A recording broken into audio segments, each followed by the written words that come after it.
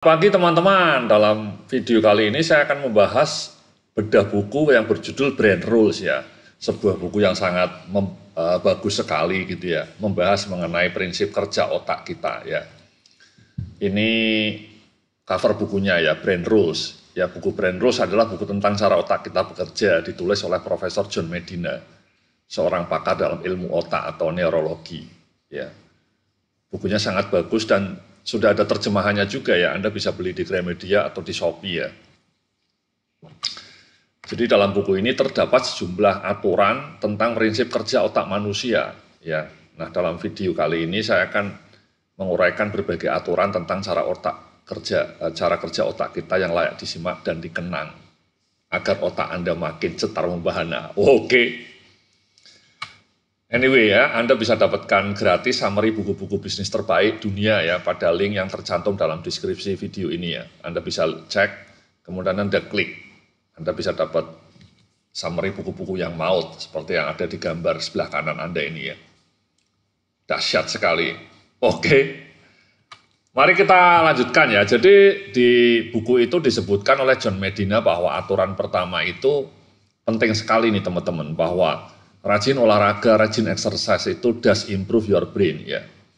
Jadi dulu kita membayangkan olahraga itu hanya bikin tubuh bugar gitu ya, sehat jantungnya gitu ya. Atau tubuh Anda menjadi sehat, tapi ternyata lebih dari itu teman-teman. Ternyata rajin olahraga itu sangat-sangat bagus dampaknya terhadap kesehatan otak Anda. Orang yang rajin olahraga itu otaknya menjadi lebih kreatif, lebih mudah menahan stres, dan juga tidak mudah kena depresi teman-teman. Kalau Anda mager, tidak pernah bergerak, tidak pernah olahraga, itu otak Anda stagnan, jumut gitu ya, tulalit.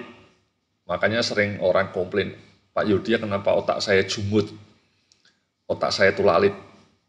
Ya saya tanya, kamu rajin olahraga nggak pernah Pak Yudya? Saya sama sekali nggak pernah olahraga, ya itu penyebabnya. Otak Anda termehek-mehek karena Anda tidak pernah olahraga.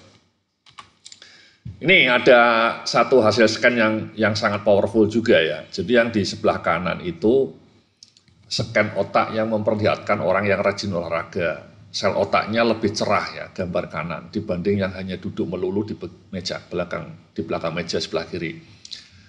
Jadi Anda bayangkan nih Mas, ya teman-teman ya. Jadi Mbak-mbak ya. Jadi yang sebelah kanan ini seperti ibarat buah ranum gitu ya, mekar, cerah. Kenapa? Karena otaknya rajin olahraga. Sementara kalau Anda cuma mager, duduk, rebahan, otak Anda literally gitu ya, betul-betul secara harfiah nyungsep. Ibarat buah Anda layu, sel-sel saraf dalam otak Anda itu layu. Oke, jadi menakutkan ya.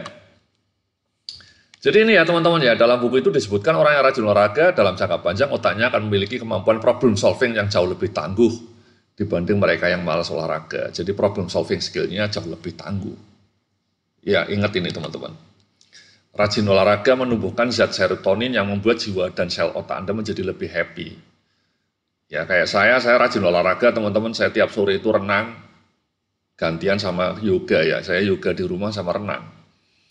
Itu habis renang itu saya selalu sangat happy ya, selalu merasa enjoy gitu ya. Atau habis yoga itu tubuh saya bugar tapi saya juga merasa lebih fresh, lebih happy. Jadi mari kita goes, mari kita olahraga ya. Aturan kedua, multitasking itu mitos teman-teman ya. Jadi cara otak, ya jadi kayak gambar ini ya, Anda kerja sambil melakukan multitasking itu mitos ya. Sebab menurut John Medina, otak kita itu bekerja dengan secara sekuensial teman-teman ya, berurutan dari A ke B, ke C, ke D. Dan tidak pernah bisa dipaksa bekerja secara paralel atau zigzag bersamaan dalam satu waktu atau multitasking. Jadi memang ternyata cara otak kita itu membenci kalau dipaksa untuk kerja secara paralel atau zigzag. Dari A tiba-tiba ke Y, tiba-tiba ke B, tiba-tiba ke D gitu ya. Itu nggak mau, otak kita itu marah, tidak efisien. Ya, otak kita suka kalau Anda fokus kerja, kalau A ya A saja, kalau B ya B saja. Sampai selesai baru pindah tugas. Jangan di sela-sela ketika Anda ngerjakan A itu diinterupsi, kemudian Anda balik lagi. Itu ada sebuah penelitian ketika Anda misalnya bikin laporan ya, nulis analisis laporan di depan laptop. Tiba-tiba ada WhatsApp masuk gitu ya, atau chat dari bos Anda masuk, atau Anda dipanggil. Itu distraksi. Ketika Anda kembali kerja menyelesaikan laporan yang tadi tertunda, itu Anda butuh waktu yang cukup lama untuk membuat konsentrasi otak Anda kembali lagi. Kan sering Anda bingung ya. Setelah Anda kerja, tiba-tiba ada telepon masuk, kemudian Anda, saya tadi sampai mana ya? Itu artinya otak Anda emang marah karena diajak zigzag gitu. Oke?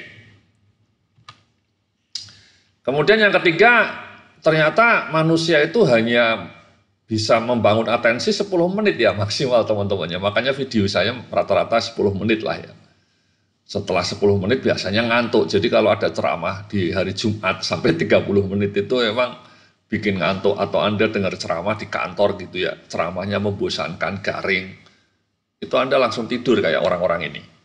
Ya, jadi solusinya apa Pak Yudi? Solusinya kalau Anda ceramah ya di breakdown, dipecah-pecah setelah 10 menit break, atau ganti topik, atau ganti Anda membangun interaksi gitu ya. Supaya ada dinamika, supaya ada variasi, tidak boring 30 menit hanya bicara saja, harus ada gamesnya, harus ada simulasinya misalnya, atau interaksi gitu ya teman-teman ya.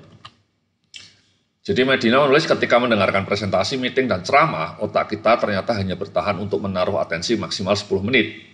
Setelah itu konsentrasi kita untuk menyimak turun secara signifikan. Ya, jadi ingat ini teman-teman. Jadi kalau Anda presentasi jangan lebih dari 10 menit.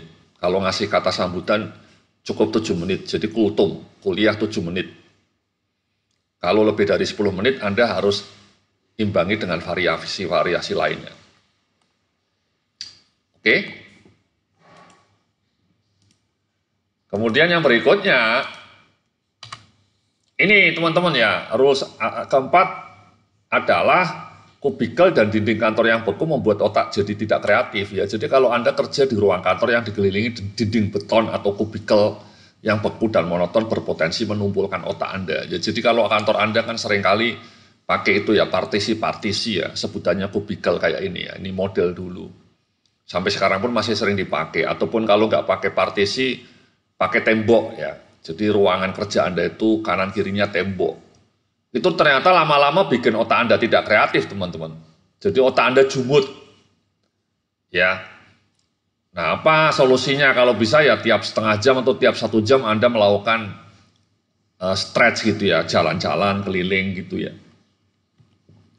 Solusinya ini bikin desain kantor yang hijau dan inspiratif. Ini kayak gini gitu yang keren. Sekarang banyak kantor di BSD yang kantor interior desainnya itu ada rumputnya kayak gini. Ini kan keren. Ini di dalam ruangan ini teman-teman, bukan di luar ruangan ya.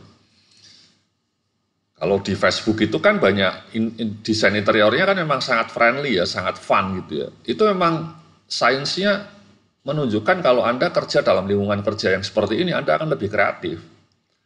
Oke. Kemudian ini teman-teman ya, kalau Anda sering stres gitu ya, otak Anda akan makin tulalit teman-teman. Stres karena keuangan, stres karena kerjaan, stres karena macet, yaitu 3 hal yang paling sering bikin stres ya. Stres karena macet, stres karena kerjaan, atau stres karena biaya hidup makin mahal. Nah, ternyata ketika Anda stres itu otak Anda turun teman-teman. Ya, kemampuan otak Anda itu turun. IQ Anda itu turun. Daya kognisi Anda itu drop. Ya, jadi menakutkan ya. Nah, supaya tidak sering stres bagaimana Pak Yuda ya? Tadi caranya dengan olahraga, dengan rajin olahraga salah satu solusinya. Gitu ya teman-teman ya. Ya, jadi dalam jangka lama stres akan membuat otak kita makin anjlok kinerjanya. Ya, jadi seperti gambar di depan Anda ini ya, mikir banyak hal, biaya hidup makin mahal, kerjaannya makin banyak, upahnya nggak banyak gitu ya. Overthinking, Anda overthinking akan bikin Anda stres dan kemudian otak Anda literally akan drop kemampuannya. Oke. Solusi agar tidak mudah stres, rajin olahraga tadi, rajin bersyukur, fokus pada harapan bukan pada kesulitan. Ya, pada harapan positif bukan pada kesulitan, teman-teman. Ini berikutnya sering bahaya juga ya, sering tidur terlalu malam, ya kekurangan tidur atau begadang akan benar-benar menurunkan kekuatan sel saraf otak Anda. Ini sudah ada puluhan penelitiannya Mas, Mbak-mbak ya, penelitian ilmiah menunjukkan kalau Anda tidur hanya 6 jam atau 5 jam, tidurnya jam 12 malam, jam 5 sudah bangun, itu otak Anda akan drop. Kalau bisa tidur itu 7 jam, ya jam 10 bangun jam 5, syukur-syukur jam 9 tidur, bangun jam 5, itu 8 jam. Kayak saya itu tidurnya jam 9 teman-teman, saya kemudian bangun jam 5, jadi 8 jam. Itu otak saya menjadi lebih fresh. Sebaliknya kalau saya tidurnya pendek, itu kerasa benar otak saya jadi tulalit. Ya, jadi studi menunjukkan kekurangan tidur akan sangat menurunkan ketajaman dan kebugaran sel saraf otak kita. Jadi Anda ketika kerja itu, ketika ada malamnya tidurnya kurang, Anda sering merasakan mungkin ya, lemes, capek gitu ya, dan kemudian otaknya tidak fresh. Nah yang terakhir ini ya, rule terakhir, ini namanya brain plasticity. Jadi otak kita itu cara kerjanya seperti plastik teman-teman, plastis gitu ya. Jadi sel saraf otak kita itu bersifat plastis, lentur seperti otot. Sel saraf akan tumbuh menyesuaikan kebiasaan yang dilakukan. Jika kebiasaan yang dibangun bersifat negatif, maka sel saraf akan nyungsep. Jika kebiasaan positif yang ditumbuhkan, sel saraf akan mekar dan setar membahana.